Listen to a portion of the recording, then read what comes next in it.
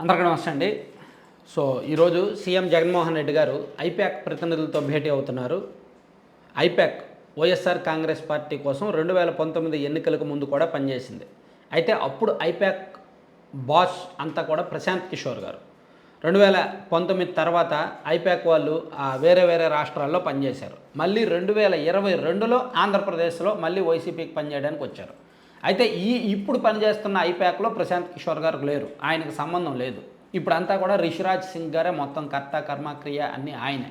So ఆయన ఆధ్వర్యంలో IPAC team YSR Congress Party కోసం వర్క్ చేశారు. దాదాపుగా ఒక 400 మందికి పైగా స్టాఫ్ ఏమో సోషల్ మీడియాలోను, అలాగే ఫీల్డ్లో ప్రతి నియోజకవర్గంలో కూడా ఒక 10 మందికి తక్కువ లేకుండా వర్క్ చేశారు. సో ఓవరాల్గా ఐపాక్ అందరూ కూడా వైఎస్ఆర్ కాంగ్రెస్ పార్టీ కోసం గత కొన్ని రోజులుగా పనిచేశారు కాబట్టి, ఒక ఏడాది కాలంగా అటు ఫీల్డ్లోనూ ఆఫీస్లోనూ నిర్విఘ్నంగా నిర్విరామంగా పనిచేశారు కాబట్టి, సో వాళ్ళందరితో ఈరోజు సీఎం జగన్మోహన్ రెడ్డి గారు భేటీ అవుతున్నారు. ఇది అంటే ఒక చిన్న ట్రీట్ లాంటిది. ఐపాక్కి వైసీపీకి ఉన్న ట్రీట్. సీఎం జగన్మోహన్ రెడ్డి గారికి ఐపాక్ పనిచేసింది కాబట్టి వాళ్ళని జగన్మోహన్ రెడ్డి గారు కలిసి వాళ్ళ పనితీరుని అభినందించి కాస్త మొమెంటోలు ఇవ్వడమో, ట్రీట్ చేయడమో, సన్మానించడమో, బాగా పనిచేసిన వాళ్ళని అప్రిషియేట్ చేయడమో, అసలు అంచనాలు రూపొందించుకోవడమో, నెక్స్ట్ ఎలా చేయాలని చెప్పడమో ఇవన్నీ కూడా ఉంటాయన్నమాట. సో అయితే మనకు వచ్చిన సమాచారం ప్రకారం అయితే ఐపాక్ ఇచ్చిన అంచనాలేమో సుమారుగా 115 సీట్లకు పైగా వైసీపీకి వచ్చే ఛాన్స్ ఉందనేది ఐపాక్ వాళ్ళు తయారు చేసిన అంచనా. 115 సీట్లకు పైగా వైసీపీ ఖచ్చితంగా గెలుస్తుంది అని. అయితే జగన్మోహన్ రెడ్డి గారు సీఎం గారు మాత్రం 130 సీట్లకు తక్కువ లేకుండా వస్తాయి అని ఆయన తన సన్నిహితుల దగ్గర చాలా కాన్ఫిడెంట్గా చెప్తున్నారంట. సీఎం గారేమో ఖచ్చితంగా కాన్ఫిడెంట్గా ఉన్నారంట 130 సీట్లు వస్తాయి వైసీపీ కానీ. ఐపాక్ వాళ్ళేమో 115 సీట్లు ఖచ్చితంగా వస్తాయని రిపోర్ట్ ఇచ్చారంట. అయితే వైసీపీలో కాస్త రియాలిటీ అర్థం చేసుకునే వాళ్ళు, ప్రజల్లో వ్యతిరేకత ఉంది కొన్ని వర్గాల్లో అని అంచనా వేస్తున్న వాళ్ళు, అలాగే ఇంకొంతమంది మాత్రం లేదు 105 రావచ్చు, 105 నుంచి 110 వస్తాయి, అంతకన్నా ఎక్కువ రావు అని వీళ్ళ లెక్కలు వీలుకున్నాయన్నమాట.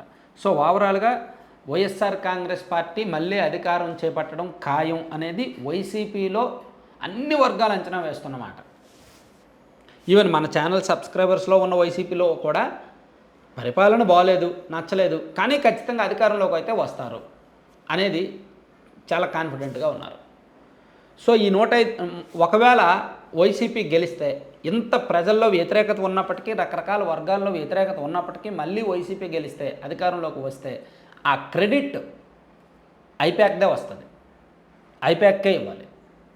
ఎమ్మెల్యే అభ్యర్థులను మార్చిన దగ్గర నుంచి, వైసీపీలో క్షేత్రస్థాయి పథకాల అమలు తీరు మీద సర్వే చేసినప్పటి దగ్గర నుంచి, రకరకాల ప్లాన్లు, ఎత్తుగడలు, టీడీపీ సోషల్ మీడియాను ఒక రకంగా డిఫెన్స్లోకి నెట్టేయడం, వైసీపీ సోషల్ మీడియాను మొత్తం లీడ్ చేసి నడిపించడం, ఇలా అనేక రకాల పాత్రలు ఐపాక్ పోషించింది.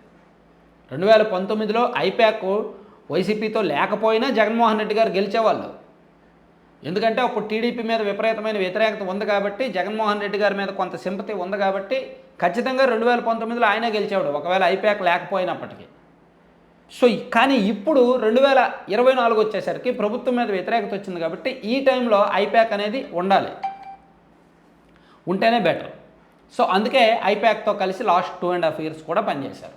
సో వాళ్ళంత సీరియస్గా సిన్సియర్గా పనిచేశారు కాబట్టే ఐపాక్ని జగన్మోహన్ రెడ్డి గారు వదులుకోలేరు. సో ఈరోజు మధ్యాహ్నం 12 గంటలకు మీటింగ్ ఉంది, ఆ తర్వాత లంచ్ కూడా అనమాట. మధ్యాహ్నం 12 నుంచి 2 వరకు అక్కడ మీటింగు, ట్రీటు, వాళ్ళందరూ కూడా రిపోర్టులు తీసుకోవడము, జిల్లాల వారీగా, పార్లమెంట్ నియోజకవర్గాల వారీగా రిపోర్టులు తీసుకోవడము, వాళ్ళు ప్రాంతాల వారీగా ఎక్కడెక్కడ ఎన్ని సీట్లు వస్తాయని ఇచ్చారు, అందులో రాజధాని ప్రభావం ఎంత, సంక్షేమ పథకాల లబ్ధిదారులు ఎంత మేరకు వేశారు, మహిళలు ఎంతమంది, పురుషులు ఎంతమంది, పూర్తి రిపోర్ట్ తయారు చేశారనమాట.